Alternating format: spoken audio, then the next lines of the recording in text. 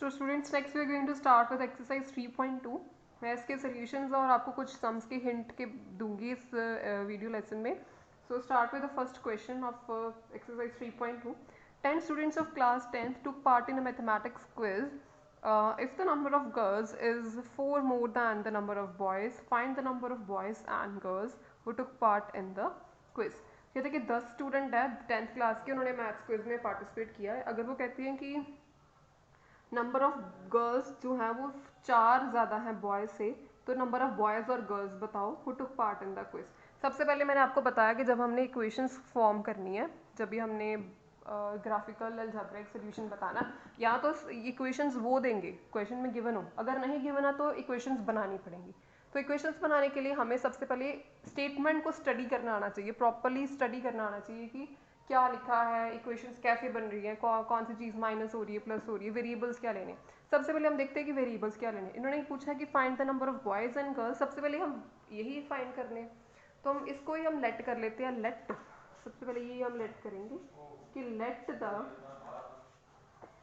The number of boys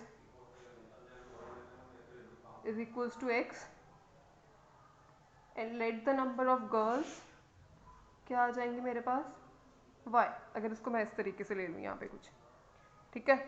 तो अभी देखिए कि वो कहते हैं कि नंबर ऑफ गर्ल्स जो है ना वो 4 ज़्यादा है बॉयज़ से, ठीक है. 4 गुना ज़्यादा नहीं, सिर्फ ओनली 4 ज़्यादा, यानी कि नंबर ऑफ गर्ल्स को मैंने क्या लिखा हुआ, वाई, ठीक है.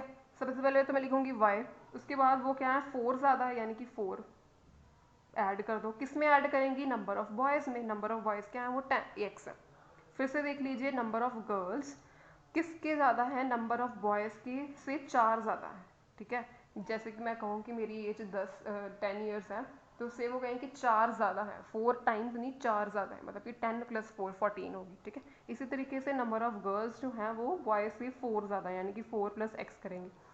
और टोटल देखो स्टूडेंट की बात की है, 10 स्टूडेंट ऑफ क्लास 10. अगर 10 स्टूडेंट ऑफ क्लास 10 की यहाँ पे बात कर रहे हैं ना, 10 स्टूडेंट है, तो स्टूडेंट्स में यहाँ वो गर्ल्स है और बॉयज़ हैं, और नंबर ऑफ गर्ल्स और बॉयज़ यानी कि वो मिलके टोटल कितने हैं, वो 10 है, ठीक है ना. टोटल क्लास के स्टूडेंट यहाँ पे गिवन है कि 10 है, तो मैंने नंबर ऑफ गर्ल्स को एक्स वाई लिया, बॉयज़ को एक्स लिया, तो x + y = 10. Total number of student ही आएंगे, गर्ल्स और बॉयज़ मिलके total number of student class के वो बना रहे.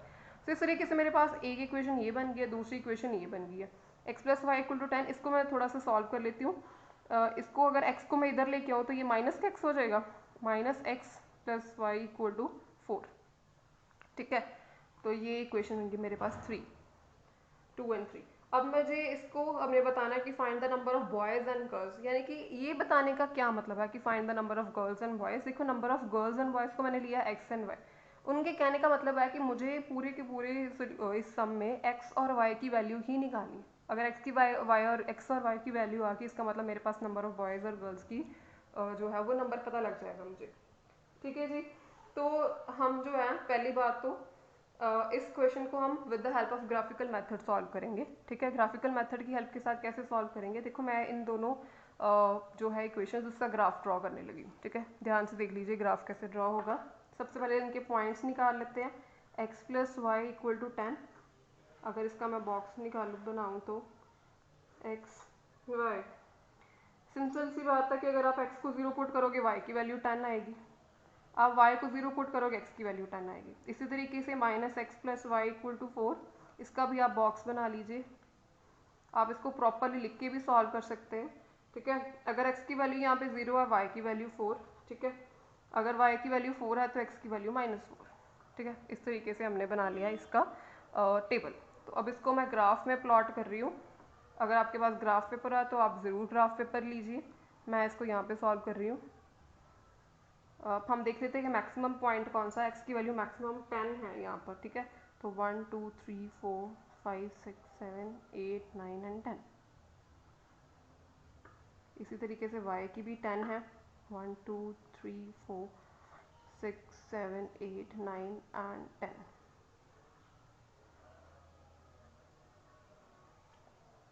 ठीक है. नीचे से भी -1 -2 -3 -4.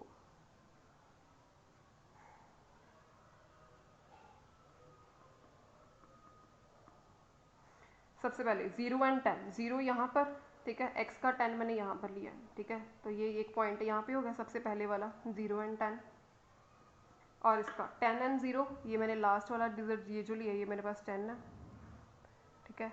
ये आ गया मेरे पास 10 एंड 0 वाला पॉइंट। तो इसको मैं विद हेल्प ऑफ स्केल में अब ज्वाइन कर देती हूँ ये दो पॉइंट को,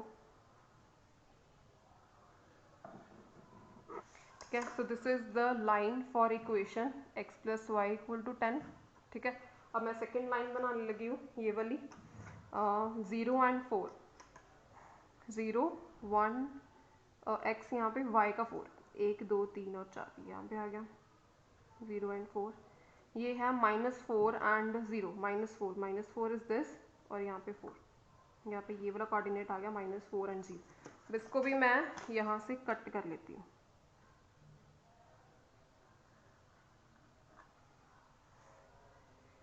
ठीक है। तो अब देखिए मेरे पास ये जो है कट करके पॉइंट जो है वो कहाँ पर आया है, ये आया है एक मेरे पास 3 पर। अभी मैं इसको पॉइंट्स लोकेट कर लेती हूँ इसके 3, और यहाँ पर आया है मेरे पास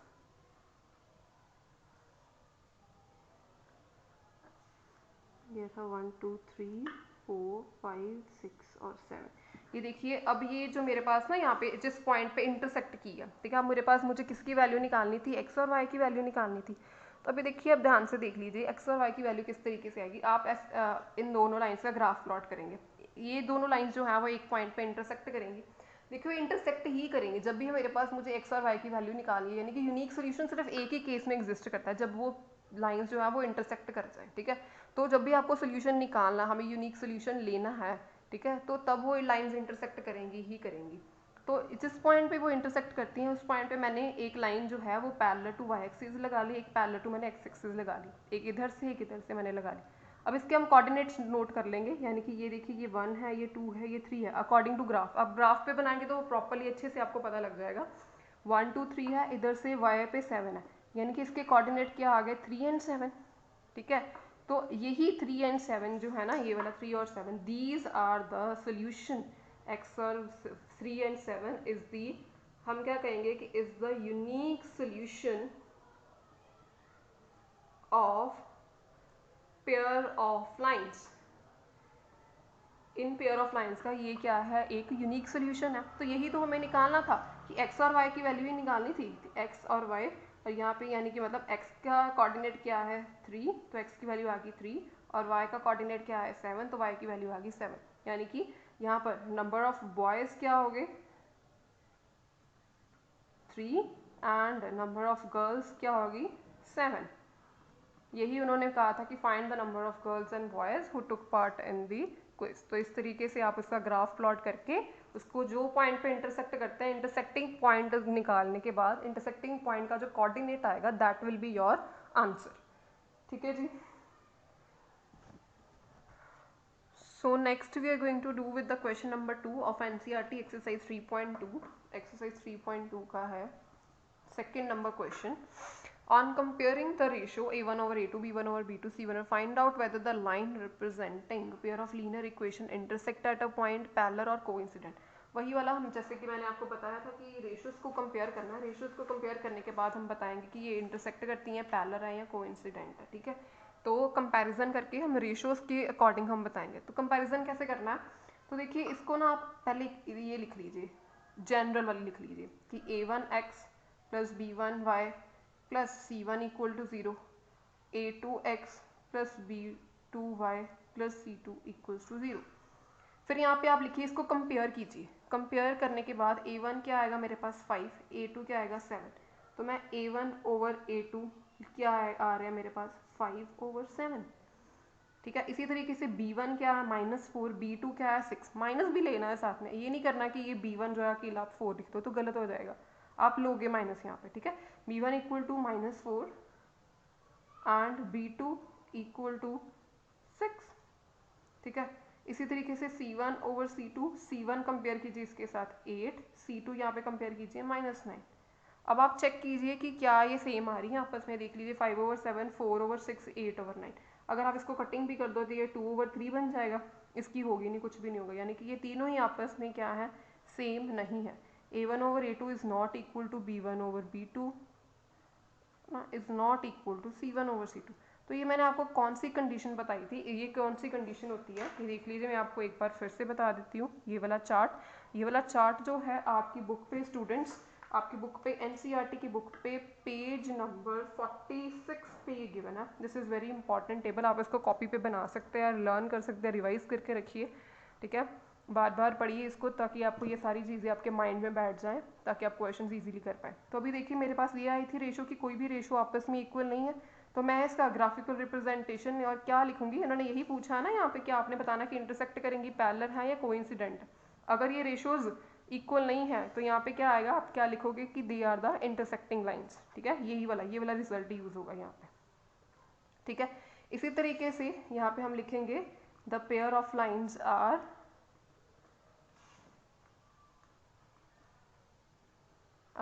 इंटरसेक्टिंग, ठीक है जी। तो देख लीजिए अभी बाकी जो सिमिलर क्वेश्चंस है वो अभी आप इसी तरीके से कर सकते हैं, वो आप इसी तरीके से आप रेशियोज़ को लिख लीजिए, जैसे कि मैंने यहाँ पे रेशियोज़ को लिखा। अगर तो यहाँ पर रेशियोज़ जो है वो A1/A2 is equal to B1/B2, तीनों इक्वल आ जाए तो आपको यहाँ से रिजल्ट क्या लिखोगे कि द 3 लाइन्स विल कोइंसाइड। और इसी तरीके से अगर पहली 2 इक्वल आ जाए, थर्ड वाली इक्वल ना हो तो क्या लिखोगे, the 3 lines are parallel. Similar way से आप ये वाला question on comparing the ratios कर सकते, ठीक है जी। So next question is the third question, ये भी क्वेश्चन बिल्कुल सेम है। इधर इन्होंने पूछा कि find whether they are consistent और इनकंसिस्टेंट, ठीक है। कंसिस्टेंट और इनकंसिस्टेंट भी देखिए मैंने यहाँ पे आपको बताया था कि आप यही देख के बताते हो, रेशियो से ही आप बताते हो कि ये कंसिस्टेंट है या इनकंसिस्टेंट है। मैंने आपको बताया था कि अगर इंटरसेक्टिंग लाइंस है, कोइंसाइड है, यूनिक सोल्यूशन है और इनफिनिट मैनी सोल्यूशन है तो कौन सा बनता है, कंसिस्टेंट पेयर बनता है। अगर पैरेलल है, नो सोल्यूशन है तो इनकंसिस्टेंट बनता है। तो अब हमें वही चेक करना है, ये एक्चुअली रेशियोज ही चेक करनी है। तो हम देख लीजिए चेक कर लेते हैं इसका। सबसे पहले क्या करना है, मुझे इस इक्वेशन को जनरल फॉर्म में चेंज कर लेना, ठीक है। यानी कि मैंने आपको बताया था कि A1x plus B1y plus C1 is equals to 0। अगर आप इसको चेंज नहीं करोगे तो आपकी जो रेशो है C1 की वैल्यू यहाँ पे आप 8 ले लोगे तो 8 गलत हो जाएगी, C1 की वैल्यू एक्चुअली में -8 है, ठीक है। तो सबसे पहले इन क्वेश्चंस को सॉल्व करने के लिए आपको इसको जनरल फॉर्म में इसमें लेना ज़रूरी है, या कि आपके साथ कोई गड़बड़ ना हो जाए, इसलिए इसको भी इस तरीके से लिख लीजिए। फिर आप इसको कंपेयर कर लीजिए,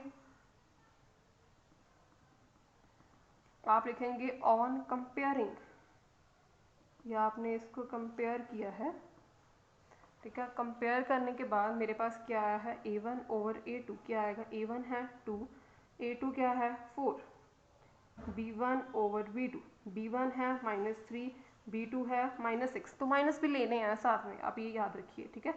C1/C2, C1 is -8 and C2 is -9, तो ये माइनस और माइनस कैंसिल, यहाँ पे भी कैंसिल, ये आएगा 1/2, यहाँ पे भी आएगा 1/2। तो अभी देख लीजिए क्या है, 1/2 equal to 1/2 is equal to 8/9, ये दोनों तो इक्वल है, ये नहीं इक्वल है, ठीक है। तो आप क्या लिखोगे, A1/A2 is equal to B1/B2 but it is not equal to C1/C2। तो देख लीजिए इसमें से कौन सा केस बन रहा है, देख लीजिए ये वाला केस बन रहा है मेरे पास, यानी कि पेयर ऑफ लाइंस क्या है यहाँ पे, पैरेलल। तो आप क्या लिखोगे, pair of lines are parallel, और क्या है इसके नो सोल्यूशन है, पैरेलल है। तो अब यहाँ पे पूछा है कि कंसिस्टेंट है कि इनकंसिस्टेंट है, क्या है यहाँ पे, इनकंसिस्टेंट है, ये आपको याद रखना है यहाँ पे, ठीक है। आप क्या लिखोगे, pair of lines are inconsistent, ठीक है जी। अगर इसकी इस ऐसे ही सिमिलर वेज के साथ आप जो है इसके बाकी सारे पार्ट सॉल्व कर सकते हैं, ठीक है, जिसमें कि लाइंस जो है कंसिस्टेंट भी आ सकती है और इनकंसिस्टेंट भी आ सकती हैं। कंसिस्टेंट तब आएंगी, मैं फिर से बता देती हूँ, कंसिस्टेंट तब आएंगी जब ये कंडीशन सेटिस्फाई करेंगी, इंटरसेक्टिंग लाइंस होगी, ये वाली कंडीशन पे भी कंसिस्टेंट बनेंगी, ठीक है। So in this way these are very easy question. तो जनरली ये 2 मार्क्स में ऐसे क्वेश्चन बोर्ड एग्जाम्स में आ जाते हैं। सिर्फ आपको ये टेबल को अच्छी तरीके से अपने माइंड में रखना है। You can solve the similar question by taking the help of these example और these question. So next I'm going to explain about the question number 5 of exercise 3.2. Half the perimeter of a rectangular garden whose length is 4 meter more than its width is 36 meter. Find the dimension of the garden. Dimension of the garden हमने find करनी है इसका perimeter, half the perimeter of rectangle garden whose length is 4 metre more than its width is 36 metre. कुछ ना statement की form given है। सबसे पहले हम देखते हैं कि हमने लेट क्या करना है, मतलब हमने वेरिएबल्स को चूज करना है कि वेरिएबल्स क्या होंगे। तो देखिए हमेशा याद रखना कि जो चीज़ नहीं गिवन होती उसे ही हम अपनी तरफ से लेट करते हैं। तो यहाँ पे जैसे क्या है कि find the dimension of the garden. Dimension का मतलब है कि लेंथ और ब्रेथ की बात हो रही है, डायमेंशन की बात हो रही है। तो डायमेंशंस नहीं गिवन है मुझे, तो सबसे पहले मैं डायमेंशंस को ही लेट कर लेती हूँ। तो यहाँ पे मैं लेट कर रही हूँ कि late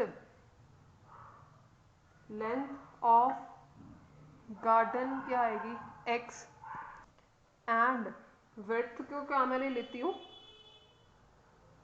width of garden is equals to y metre. ठीक है, तो यहाँ पे मुझे पेरीमीटर अगर मैं सबसे पहले इसका निकालने की कोशिश करूँ, गार्डन जो है वो रेक्टेंगुलर फॉर्म में गिवन है। ठीक है, तो perimeter is equal to perimeter is equals to 2 times length plus breadth, यानी कि लेंथ प्लस विड्थ। 2 लेंथ क्या है x, तो विड्थ क्या आएगी मेरे पास y। एंड ऑल्सो पेरीमीटर देखिए मेरे पास यहाँ पे कितना गिवन है, the half the perimeter of a rectangular garden whose length is 4 metre more than its width is 36 metre. ये 36 मीटर क्या है, ये पेरीमीटर गिवन है मेरे पास, देखिए। ठीक है, पेरीमीटर ही गिवन है ये मेरे पास। तो यहाँ पे मैं पेरीमीटर की जगह पे पुट कर रही हूँ 36 metre is equals to 2 times x plus y. So x plus y is equals to 36/2, यानी कि क्या आ गया मेरे पास 18। So x plus y equal to 18। तो मेरे पास एक इक्वेशन तो ये बन गई। ठीक है, हमने इक्वेशंस बनानी होती, मेनली बात ये है कि हमने स्टेटमेंट को स्टडी करके कोई दो इक्वेशंस जो इसमें से क्रिएट हो रही है, हमारा काम वो है कि हमने वो दो इक्वेशंस को फाइंड आउट करना कि क्या बन रही है। अब सेकंड इक्वेशन के लिए वो कंडीशन, सेकंड इक्वेशन के लिए जो कंडीशन स्टेटमेंट में गिवन है उसको पढ़िए ध्यान से कि half the perimeter of a rectangular garden whose length is 4 metre more than its width, यानी कि लेंथ जो है ना गार्डन की, लेंथ मेरे पास क्या है x। ठीक है, आप लिखेंगे कि अकॉर्डिंग टू स्टेटमेंट क्या है, लेंथ जो है is 4 metre more than its width. 4 metre more than है किससे, विड्थ से। विड्थ क्या है y, यानी कि x equal to 4 plus Y.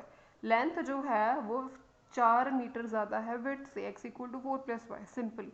This one is the second equation, x minus y is equal to 4। ये आपके पास बन गई है सेकेंड इक्वेशन। ठीक है, आप यहाँ से क्या कर सकते हैं, सेकेंड इक्वेशन आप इसको ले लीजिए, ये थर्ड ले लीजिए। ठीक है, आप क्या कीजिए यहाँ पे x equal to 4 plus y, mainly मुझे क्या निकालना, find the dimension of the garden. Dimension of the garden का मतलब है कि मुझे x और y की वैल्यू निकालनी है। ठीक है, लेंथ और ब्रेथ की निकालनी है, यानी कि मेरे पास डायमेंशन आ जाएंगी यहाँ पर फिर उसकी।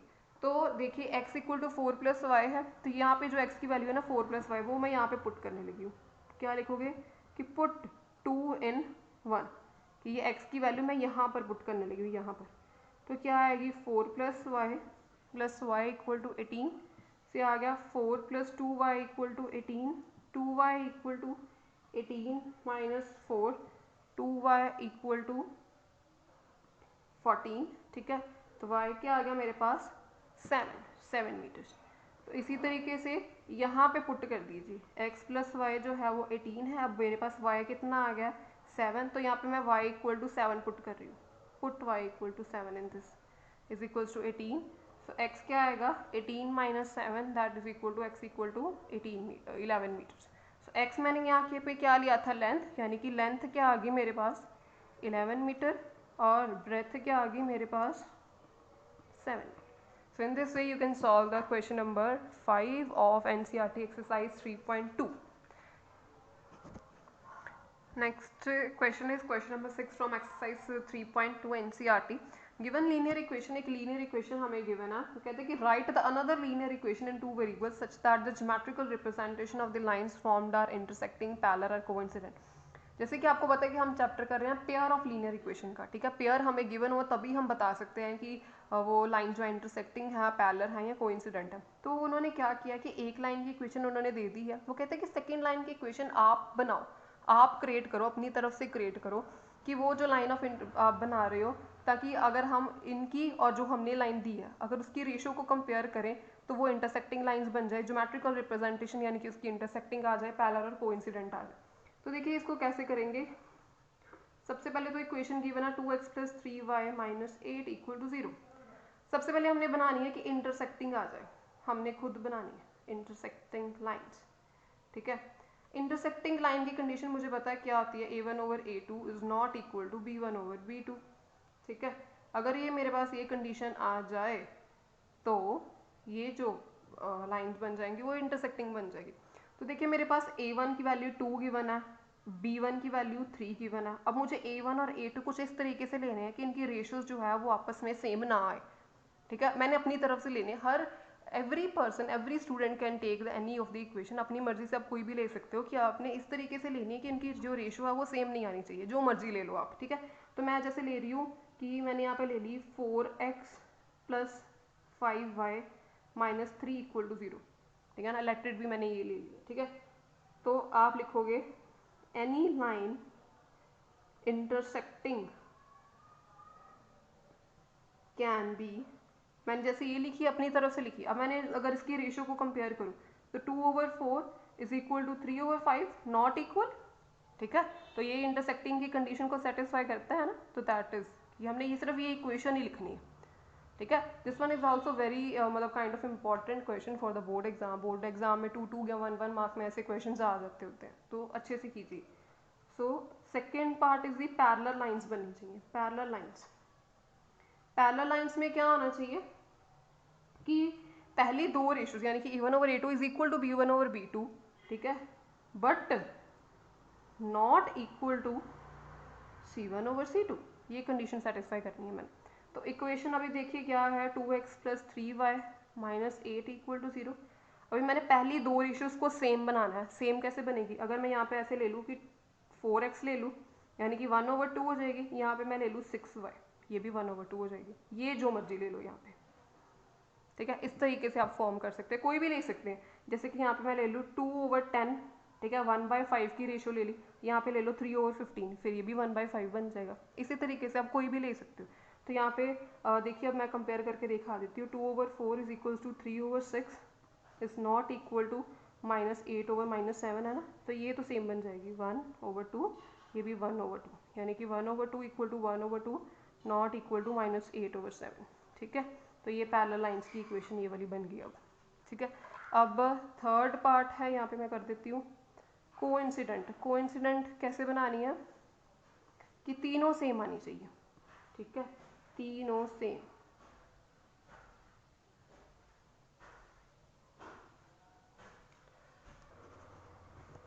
तो देखिए कोइंसिडेंट में तीनों सेम आनी चाहिए। अब मेरे पास फिर से यही इक्वेशन है 2x + 3y - 8 = 0। अब मैं ना इसका 3 के मल्टीपल के साथ सारे ले रही कि तीनों इक्वेशन सेम आ जाए।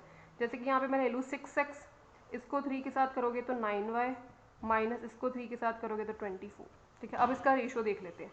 2/6 = 3/9 = -8/-24, ठीक है। ये कैंसिल, ये भी 1/3, ये भी 1/3 और ये भी 1/3।